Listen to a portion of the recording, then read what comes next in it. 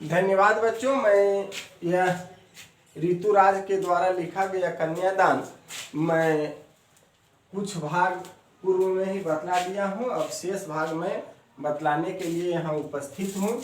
इस कन्यादान में मुख्य तौर पर यह दिखाया गया है कि समाज के कुछ नीति और विधिक नियमों से हट करके ऋतुराज जो माँ के रोल में है वह अपनी कन्या को कुछ विशेष शिक्षा ग्रहण देने की कोशिश कर रहे हैं। और अगला है कि लड़की अभी सियानी नहीं थी, अभी इतनी भोली सरल थी कि उसे सुख का आभास तो होता था लेकिन दुख बाँचना नहीं आता था। पाठिका थी वह धुंधले प्रकाश की, कुछ तुकों और कुछ लयबंद पंक्तियों। अर्थात कहते हैं कि लड़की अभी सयानी नहीं थी, अभी इतनी भोली सरल थी। इतना ही पहले समझ लीजिए। कहते हैं ऋतुराज माँ के रोल में किसे, अपनी बच्ची से, कि अभी हमारी बच्ची सयानी नहीं थी। सयानी का अर्थ होता है समझदार। सयानी का अर्थ क्या होता है? समझदार। और भोली और सरल दोनों शब्द का होता है समाई, अर्थात सीधा साधा, अर्थात दुखों को वो बाँचने वाले नहीं थे। अर्थात वो क्या कह रहे हैं ऋतुराज कि लड़की अभी बिल्कुल समझदार नहीं थी, वह केवल सुख को जानती है, दुख को कैसे समझा जाए उसे नहीं जानती। आगे कहते हैं, आगे क्या है कि आगे पुनः ऋतुराज कहते हैं कि उसे सुख का आभास तो होता था, कि उसे सुख का आभास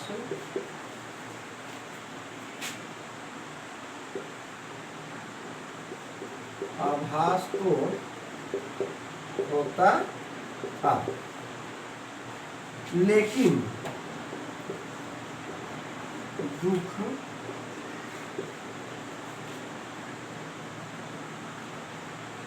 को बाँचना नहीं आता। यानी पुनः ऋतुराज क्या कहते हैं कि लड़की अभी सियानी है नहीं थी, अर्थात उसे समझने की शक्ति नहीं थी, वह भोली थी, यानी बिल्कुल ही अल्हड़ थी, कम उम्र की थी, उसे सुख का आभास तो होता था लेकिन वह दुख बाँचना नहीं आता था। यानी दुख से वह कैसे सामना करें। बाँचना मतलब होगा दुख से सामना, दुख से सामना करना। बाँचना मतलब दुख से सामना करना नहीं आता था। आगे कहता है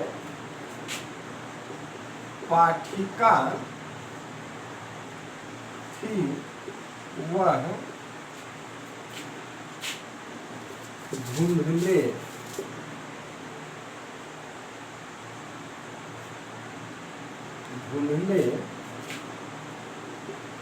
प्रकाश,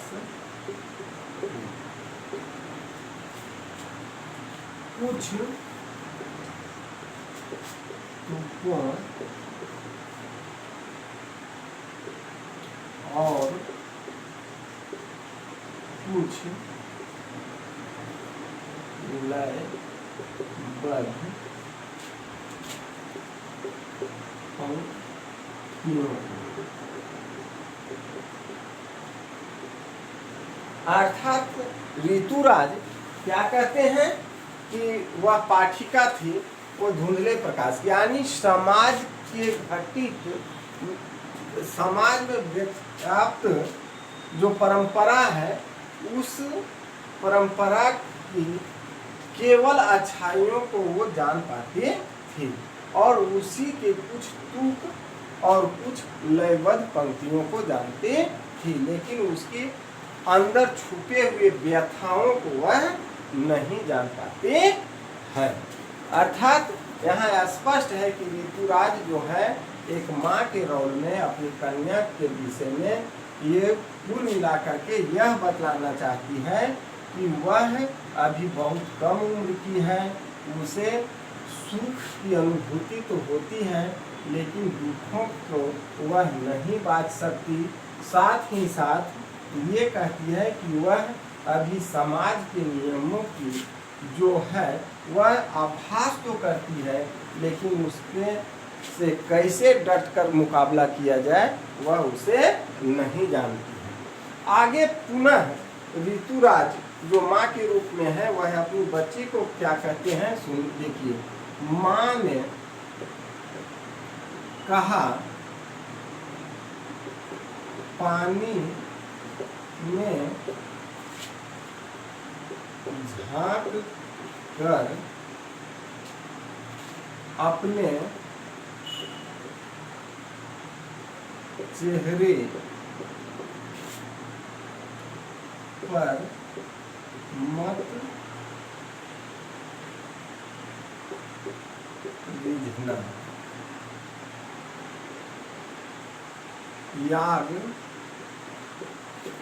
रोटियां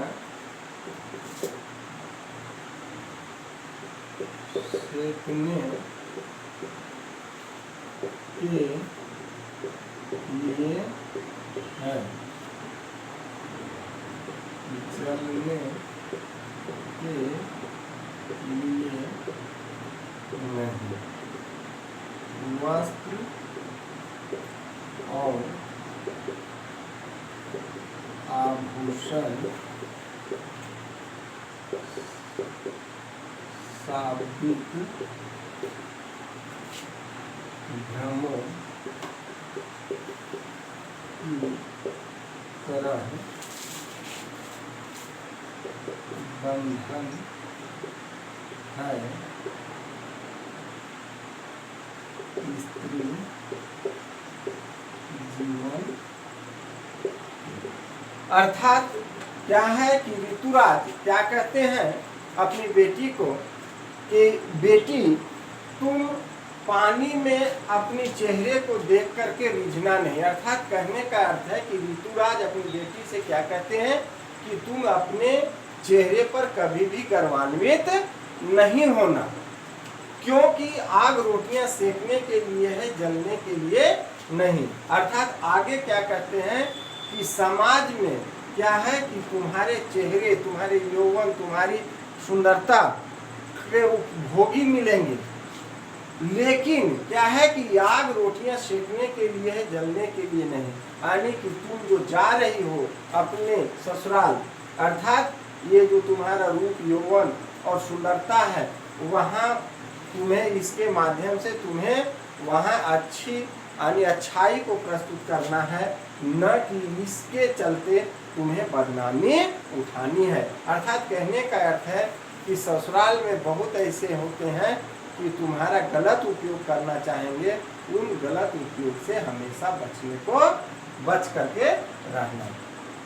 वस्त्र और आभूषण शाब्दिक धर्मों की तरह बंधन है स्त्री जीवन के, और स्त्रियों के लिए सबसे बड़ा बंधन उसके वस्त्र और आभूषण है। इसलिए इस वस्त्र और आभूषण के लोभ में कभी भी नहीं पड़ना। अर्थात कहने को अर्थ है कि बच्ची का उम्र अभी कम है, वह क्या है कि सुख की तो अनुभूति उसे होती है लेकिन दुखों को वे बाँचना नहीं जानती। इसलिए वह ऋतुराज जो है सो माँ के रूप में बच्ची को क्या समझाती है कि तुम वस्त्र और आभूषण के भ्रम में नहीं पड़ना, क्योंकि समाज में अभी भी ऐसे दरिंदे हैं जो तुम्हारे इज्जत, आबरू का ख्याल न करके तुम्हें वस्त्र और आभूषण की क्या है प्रलोभन देकर तुम्हारा शारीरिक मानसिक शोषण करेंगे। इसलिए तुम उसको क्या है कि डटकर मुकाबला करना। आगे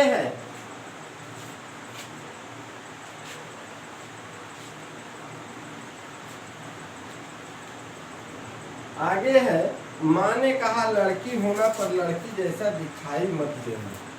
माँ ने कहा लड़की होना पर लड़की जैसी दिखाई मत देना। अर्थात ऋतुराज क्या कहते हैं सबसे अंतिम में कि तुम लड़की हो, लड़की के समान रहना। अर्थात तुम अपनी ससुराल जा रही है, वहाँ के जो रीति हो नियम हो उनके अनुरूप अपने वहाँ की जो सास ससुर देवर ननद पति या अग्र भाई उनके साथ तुम बिल्कुल ही हिल मिल करके रहना। लेकिन क्या है कि उससे तुम किसी भी तरह अपनी प्रतिष्ठा को दांव पर नहीं लगाना। अगर उनमें से अगर कोई दरिंदे निकले और तुम्हारा अपमान करें, तुम्हारी इज्जत से खेलने की कोशिश करें, तुम्हारे से अभद्र व्यवहार करें, तो तुम उससे डट कर उसकी मुकाबला करना।